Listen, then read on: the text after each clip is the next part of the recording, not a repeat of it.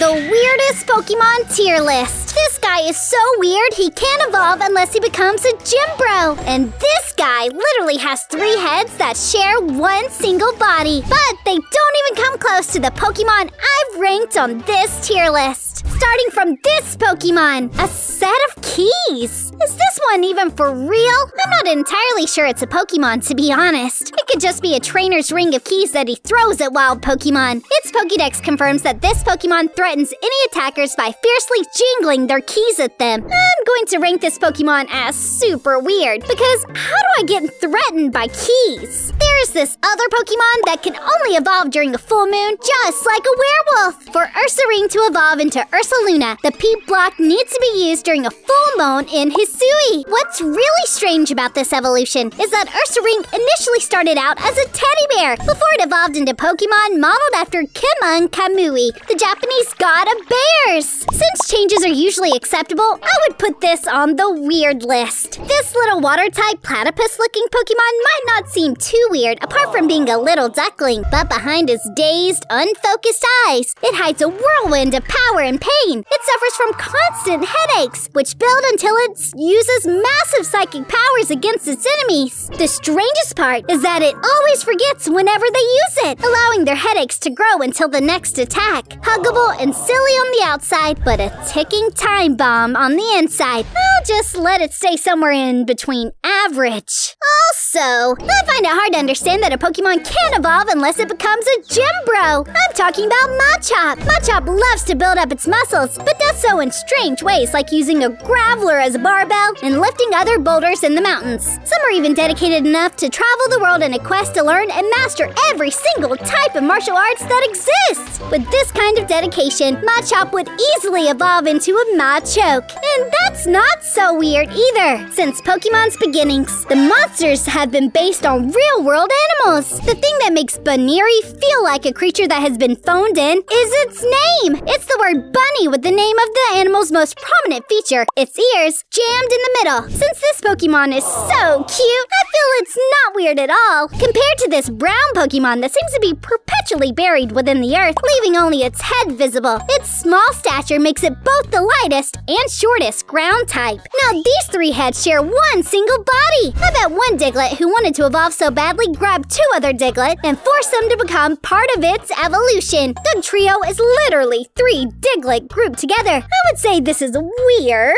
so I'll put it in A tier. Another victim of its own name, more than its artistic design, Cottonee doubles as both the Pokemon's name and a valid description of what it looks like. Probably what it feels like too. They go wherever the wind takes them? How much more weird do I need to hear about this Pokemon before I put it in an A tier? When we talk of mummies, we gotta talk about Cofragigius and how it went from being too simplistic to feel evil to being a Pokemon that can turn other Pokemon into mummies. The evolution line of Cofragigius didn't even begin with Yamask, but dead people. Its Pokédex entry will tell you these Pokemon arose from the spirits of people interred in graves in past ages. Each retains memories of its former life. This is more creepy and scary, but since we're dealing with the weirdest here, I'll say this Pokemon is not weird at all, even though it freaks me out. D tier. I can't think of a Yamask evolution without having goosebumps, and it's the same goosebumps I get when I think of Snowrunt's evolution. Snowrunt is a cute little guy whose nature changes drastically when it evolves into either Glalie or Frostlass. Snowrunt goes from a Pokemon that gives humans friendly visits to one that either freezes handsome men and keeps them as decorations in its home, or one that freezes its prey and eats them. Team Rocket and even Ash, together with his team, once fell into this trap, but at least they came out alive. B tier. If there was a contest about Pokemon with terrible names, then Conkeldurr in the Durr family would be first. It is the ultimate evolved form of his species, which is good because he needs strength to make up for his designation. Because of its weird name, I feel it belongs to C tier, since it doesn't look abominable like Crabominable. Look at its face! I'm not ashamed to admit that this genuinely made me laugh out loud when I saw it. I'm pretty sure Ash and Pikachu were holding back their laughter when they saw it. The fact that it turned into a Crabominable because it was forced to endure the cold makes it a S-tier Pokemon. Another victim of uninspired naming, Girafarig. I'm guessing someone wanted to name this Pokemon Giraffe. Well, someone else wanted to name it Effaring, a bit like the Pokemon Ekans. And they decided to meet in the middle and draw a line there. A cross between a giraffe and a zebra. This creature doesn't seem too bizarre when compared with other Pokemon at first, but upon closer inspection, one can notice its tail is no tail at all. It's another head. The latter is perhaps its most unique feature. While not possessing a brain, it will protect the rest of its body while awake and asleep, attacking its enemies on instinct. Even stranger is that it is not known to have any lower forms or evolve into anything else. Instead, it and its tail just exist in their unusual arrangement. This Pokemon is the definition of A-tier. So weird! A cross between a mime and an elf, this psychic fairy type has become a housekeeper and entertainer to many in the world of Pokemon, most notably helping Ash Ketchum's mother, Delia. There have even been rumors that they have a thing for each other, although I'm not here for that today. Skilled from birth, its pantomime skills also provide the secret to its powers, as it can create actual walls of energy that remain invisible to anyone but it. More of an entertainer than a fighter, but not to be underestimated. That's not weird at all, honestly. D-tier. And speaking of weirdness, we have to talk about how a clam suddenly turns into a beautiful pink long sea snake. It's Clamper in the building, and it has no idea how it evolves to Huntail or Gorbis, two different Pokemon that look nothing alike. If Clamperl is exposed to the deep sea scale, it will turn into Gorbis, whose pink color and shell accents more closely resembles its pre-evolution. But if it is exposed to deep sea tooth, it will evolve into Huntail, whose spotted blue and orange appearance looks like it should be in a completely different evolutionary line. This Pokemon belongs in the C tier for sure. That is even kinda cool if you compare it to Magikarp's strange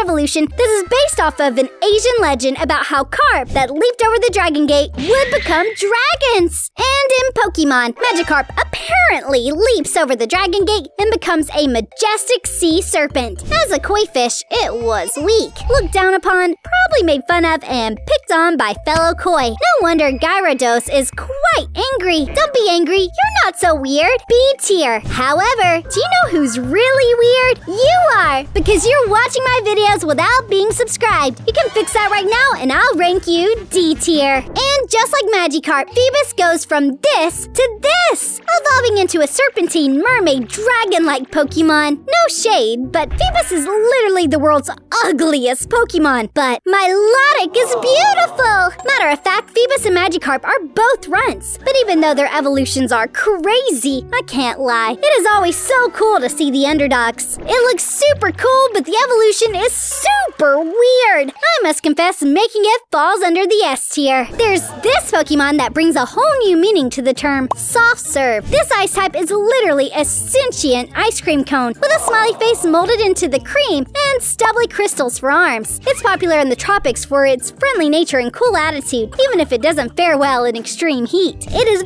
very effective in battle, capable of freezing his enemies solid and shattering them entirely with a strong headbutt. That's also not weird at all. I'm pretty sure Herdier is just a dog wearing a blanket. This is basically a dog from a cold area of the world that somehow ended up in the world of Pokemon. If it's just a lost dog, then I'll place it in the tier C, as long as it's a smart dog. A Probopass evolves into Nosepass. I don't even understand how their names connect. What were the producers thinking? A rock steel type Pokemon whose bizarre look is in its evolution. As Nosepass, it already has a pretty weird design. A giant walking tiki head with an enlarged nose. Now in its evolved form, it has 3 sentient bird sculptures on its body known as mini noses, a large red stamp on its head, an even more prominent nose, and a Groucho Marx-esque mustache made of iron sand covering its mouth. The mini noses themselves are controlled by its body's magnetic energy, which also disables any electronic devices in its presence. Keep your phones and computers away from this one. It's in the tier S of Pokemon, which is something I can't say for Slowpoke because they